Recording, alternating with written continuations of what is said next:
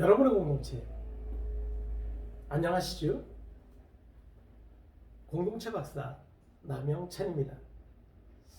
오늘은 그동안 그림 카드를 활용하는 방법에 대해서 지난 시간까지 알아보았습니다. 다양한 툴을 남영찬 박사가 쓰는 것은 어찌 보면 마을 사업의 지속 가능성 또는 마을 사업을 신청을 해서 지원이 결정되게 하는 여러 가지 요인 중에 과연 어떤 요인이 중요한 요인으로 작용할까 라는 부분에 대해서 제가 설명을 좀 드리도록 하겠습니다. 저는 공동체 부문 정부 지원사업 심사위원입니다. 평가위원이기도 하고요. 저는 수많은 마을을 다니면서 제가 평가할 때 제가 첫 번째로 중요하다라고 판단하는 것은 다름 아닌 자발성입니다. 과연 이 마을 주민들은 당신들 스스로 무엇을 결정해서 무엇을 실천하고 있을까? 공동체 활동이겠죠, 당연히. 내 혼자서 나 잘 먹고 잘 살겠다고 열심히 농사 짓습니다. 그건 모든 사람들이 다 똑같은 입장 아닐까요?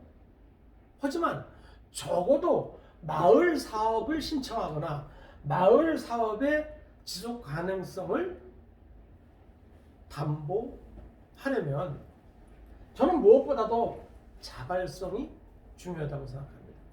주민들 스스로 모여서 의견을 내서 결정을 해서 실천하는 것이 저는 자발성이라고 봅니다. 그런데 이 자발성은 아주 중요한 포인트가 있습니다. 바로 다른 게 아니라 규칙적이어야 된다는 겁니다. 부정기적으로 자발적인 행동을 한다는 것은 공동체 활동이라고 인정하기가 어렵다는 겁니다. 자, 예를 한번 들어보겠습니다. 제가 농촌, 어촌, 산촌을 가서 심사할 때 그분들께 자발적으로 어떤 일을 하십니까? 라고 질문을 던지면 50%에 해당하는 마을에서 이렇게 말씀들 하십니다. 우리는 바다 청소, 마을 청소, 마을 주변 청소를 자발적으로 합니다. 라고 말씀하십니다. 정말 잘하시는 거죠. 아주 제 마음에 속 들었습니다. 두 번째 제가 질문을 던집니다. 어르신, 얼마만큼 규칙적으로 하시나요? 정해놓고 하시나요? 이 대답에 거의 70~80%에 해당하는 마을들은 답을 못 하십니다. 즉, 자발적인 행사 자체가 이벤트로 끝난다는 거죠. 1년에 한두 번 행사를 한 걸 가지고 우린 자발성이 충분하다.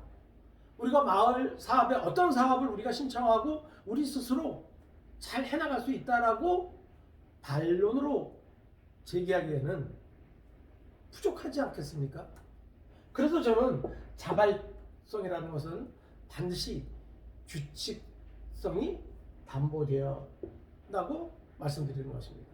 경기 있어야 해야죠. 돈만 들어갑니다. 돈 먹는 애물단지가 되지. 그래서 주민들끼리 건물을 짓는 건 나쁘진 않습니다. 근데 그걸 어떻게 잘 운영할 것인가에 대해서 아이디어를 주민들과 저와 같은 전문가들 그리고 이렇게 중간 지원 조직에 계신 선생님들하고 함께 머리를 맞대서 고민해서 추진하지 않으면 자칫 실패하기 쉽습니다. 자, 이번 둘째 시간은 아까 제가 첫째 시간에 이런 말씀을 드렸습니다. 우리 상호삼리가 마을 만들기 사업에 의해서 두 번째, 세 번째가 계속 사업을 이어가려면 뭔가 주민들 스스로 뭔가 해야 된다라고 제가 강조 말씀을 드렸죠? 그게 뭐였죠? 자발성. 제가 가르치고 있는 학생들보다 더 정말 영민하지. 다시 한번 해보겠습니다. 자발성. 너무 잘하십니다. 자, 두 번째는 우리가 주민들이 이제 앞으로 많은 의견을 내시게 될 겁니다. 그럴 때 우리는 절대 가만히 있지 않고 칭찬을 하기로 했습니다. 칭찬의 첫 번째가 뭐다? 눈을 마주친다. 두 번째가 뭐다? 공손하게. 세 번째가 뭐다? 큰 소리를 크게. 완벽하십니다. 진짜 주민들의 의견은 아까 여러분들 그림 카드를 통해서 잘 보셨죠? 다 다릅니다. 다를 수밖에 없습니다. 그런데 그 다름이 아름답잖아요. 어느 한 분, 우리 상호삼리 마을을 위하지 않는 분은 단 한 분도 안 계셨어요. 단지 나하고 의견이 좀 다를 뿐이야. 그렇기 때문에 다르다고, 나와 의견이 다르다고 낮춰버릴 일은 결코 아니다라는 거죠. 그래서 오늘은, 그리고 이어서 의견 수렴과 칭찬은 저는 한 묶음으로 톱니바퀴처럼 함께 불러가야 된다고 생각합니다. 의견을 냈는데 에이 뭐야, 그건 아무나 다 낼 수 있는 의견이잖아, 에이 뭐야 주제에 동떨어진 의견이잖아, 이렇게 비난하고 뒷담화를 하기 시작하면 누가 의견을 제시할까요? 자발성을 중요한다면 자발적으로 의견을 개진하게 분위기를 만들려면 무엇보다 중요한 건 칭찬하는 분위기가 된다는 겁니다. 어떤 의견이라도 좋으니 말씀해 주세요. 당신은 최고십니다. 이게 남영찬 박사가 활용하는 칭찬법이지 않습니까? 그래서 의견을 내시면 묻지도 따지지도 않고 일단 칭찬만 합니다. 당신 최고. 한 분한테 칭찬하고 두 분, 세 분, 네 분 계속해서 칭찬을 하다 보면 이분들이 어떤 의견을 내도 이제 우리는 침묵하거나 비난하거나 냉소하지 않는다, 칭찬 일색이구나 라는 확신이 들어야 그동안 입을 닫으셨던 마을 원로분들이 말씀을 하기 시작한다는 겁니다. 이렇게 분위기를 만드는데 가장 중요한 것은 칭찬보다 더 나은 건 없다는 겁니다. 근데 그 칭찬을 각자 알아서 하십시오. 못하시죠. 안 해보셨는데. 그래서 남영찬 박사는 대한민국 월드컵 박수를 이용해서 칭찬 박수를 현장에서 시연해 드리는 겁니다. 주민들 돌아가실 때 보면 너무너무 행복해 하십니다. 다음에 저를 두 번째, 세 번째 만나면 나 교수 당신 최고, 이런 칭찬의 말씀을 스스럼 없이 하십니다.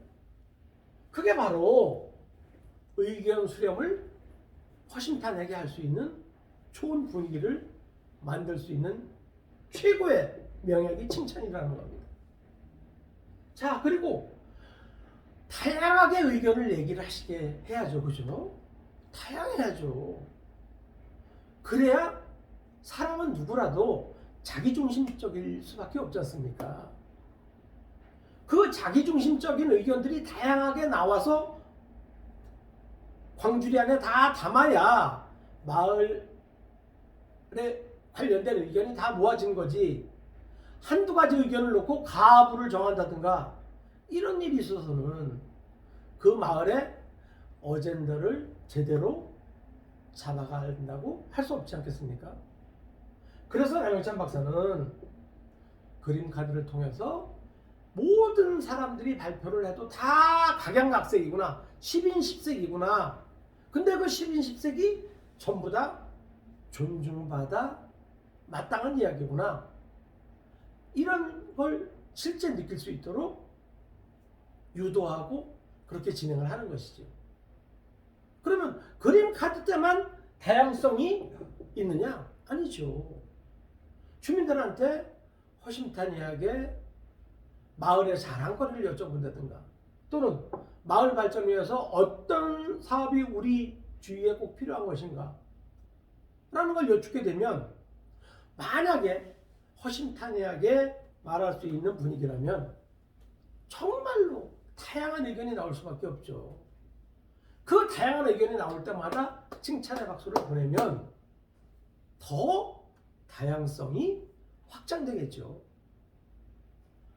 이렇게 주민들이 가지고 있는 다양한 의견이 분출되어야지만 우리 공동체의 민주적인 분위기가 뿌리 내리고 있다고 보셔도 된다는 겁니다. 의견 얘기해 주세요. 아무 말씀 안 하십니다. 뭐 이장님이나 노인회장님이 한 말씀 하시면 뭐 좋다 그렇다 얘기도 별로 안 하세요. 그런데 사업은 진행이 돼. 이분들이 다 인정하실까요? 안 하시죠. 그런데 남영천 박사와 함께 이런 커리큘럼을 진행한 마을에서는 다양한 의견을 제시를 하게 됩니다. 그 다양한 의견을 어떻게 깔때기처럼 모아서 의사결정을 할 거냐, 정말 중요한 거죠. 그래서 그런 부분에 대해서 남영천 박사가 다음번부터 차근차근 진행을 할까 합니다. 자, 제가 여러분들한테 혹시 익힐 습자 생각나시죠? 익힐 습 기우 흰백을 저는 100백이라고 표현했습니다. 새가 알을 깨고 나와서 날개짓을 배우려면 기우 날개짓을 배우려면 100번의 노력을 기울여야 된다. 무엇인가 내가 익히고 싶다면 100번 정도 연습을 해야 원활하게 된다는 거죠. 자, 뭐든지 첫 술에 배부를 수는 없습니다. 하지만 남영천 박사는 100번까지 가지 않고 단기간 내에 여러분들이 마을 주민의 어젠다를 끄잡아내서 민주적이고 합리적 의사결정을 통해서 우선순위를 정하고 결정해 나가는 방법을 곧 여러분들께 알려드리도록 하겠습니다. 현장의 소리와 더불어 알려드릴 테니 여러분들을 생생한 현장의 상황을 한번 지켜봐 주시기 바랍니다. 오늘도 이렇게 남영천 TV를 끝까지 시청해 주신 귀한 최고의 친구십니다. 당신 최고! 정말 최고!